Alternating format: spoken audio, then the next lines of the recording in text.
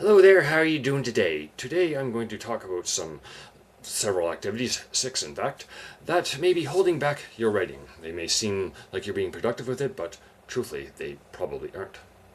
So, starting with number 1, thinking about it.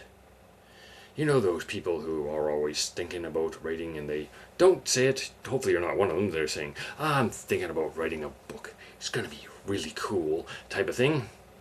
Well, the thing about that is, there's a saying that goes like this: those who think about doing something are usually passed by somebody actually doing it. It's kind of like when you do like politicians, when they leave office and sometimes they go working at a think tank. I'm thinking. Of course, that's what a lot of them do when they're in office. Anyway, just sit around all day thinking, but it's neither here nor there. And of course, well, I remember seeing on a billboard outside of a fitness store, it said, even if all you're doing is walking around the block a couple times, you're still doing laps around people who are sitting on the couch. Kind of like, so even if you only get a couple hundred words per day, you're still writing laps around people who are really just doing nothing but thinking about it. And further and a little bit deeper in for number 2, you're talking about writing, saying to all your friends and family and coworkers and everything, I'm going to be writing a book. It's going to be about a person who does this. Maybe I should do a little more thinking. All joking aside, but it's going to be about a person who invents faster than light travel, or they're going to be somebody who goes rescuing everything. Rescuing the maiden from everything. Anyway, number 3, a little bit even deeper, the endless world building. Continually doing stuff like creating maps, spending weeks on a backstory of a character, because yes, backstory is important, but you do not want to have them always doing stuff like spending weeks creating the trauma that the character went through. Like, let's say they almost drowned one time and they were terrified of water to the point that all they ever do with water is drink water because they know they need to hydrate it, but they never even go near a swimming pool or even take a shower or a bath. All they do to stay clean is sponge baths and stuff like that because they're so terrified of it. But then in your story, you don't have them going anywhere near any water. So what was the point in spending all those weeks on the backstory? None, really, and you think about it.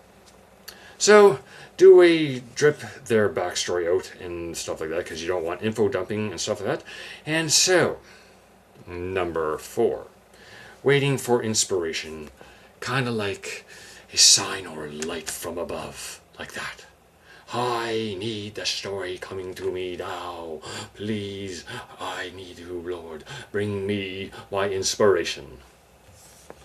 Well, the thing with that is, it has been said that success, or whatever it is you're endeavoring to do, is, shall we say, 10% inspiration and 90% perspiration. Kind of like get your butt in the chair, or if you're like me right now, at a standing desk, and just get your words in for the day and everything else.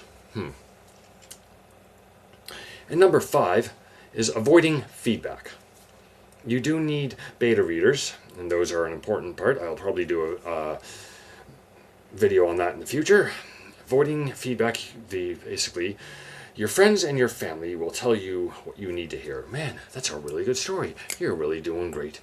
And beta readers will tell you what you need to hear, like, this is where it's working for me and this is where it's not working for me. But you also still want to avoid those people who will say, you're a total idiot. You don't know what you're doing. Just start this. With those people, you just turf them out of your life because, well, who needs that type of crap in their life? No one does. So that's what beta readers are for. They do the constructive feedback. They don't totally tear you down, but they do tell you, this is where the holes are in the writing. This is where it needs improving. This is where it's working for me, where it's not working for me. And anyway, and number 6, finally, last one, only writing what feels easy. like staying with the same safe genres and heroes. The dashing, muscular man in a romance story who comes along, sweeps the lady off her feet, and carries her away to her eternal bliss. Hopefully for more than one night, anyway. Anyway, and also the tough hero who does everything in the action, stuff like that, and everything, well, that's kind of the idea. Anyway, hope this video helps you with your own writing. It hopes it doesn't. Hope you know what you need to do not to hold yourself back and get back to writing. Hope it, hope you get what I mean by everything, and hope it does help you writing. Let me know what you, let me know in the comments what subject matter you would like me to cover in the future. Anyway, don't forget to subscribe to my channel, and I will see you in 7 days. So long, everybody. Have a great day and a great week.